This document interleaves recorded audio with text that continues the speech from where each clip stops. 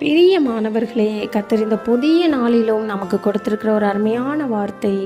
நீதிமொழிகள் 21வது அதிகாரம் 31வது வசனம்.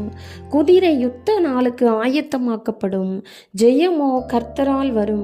ஆம் பிரியமானவர்களே, வாழ்க்கை சில நேரங்களில் ஒரு பெரிய யுத்தம் போல தோன்றும். காயங்களும் தோல்விகளும் நம்மை துரத்தும் போது இந்த வசனம் நமக்கு ஒரு நம்பிக்கையை தருகிறது.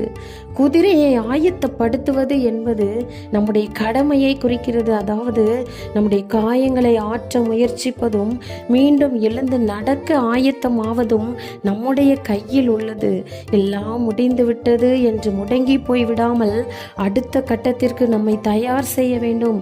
நாம் எவ்வளவுதான் பலசாலியாக இருந்தாலும் இறுதி வெற்றியும் ஆறுதலும் கர்த்தரிடம் இருந்து மட்டுமே நமக்கு வருகிறது பிரியமானவர்களே. ஆகவே அது வாழ்க்கை போராட்டமாய் இருக்கலாம், ஊழிய காரியமாய் இருக்கலாம். நீங்கள் தனியாக இல்லை. நீங்கள் எடுக்கும் சிறு முயற்சியை கண்டு தேவன் உங்களுக்கு பெரிய வெற்றியை தருவார்.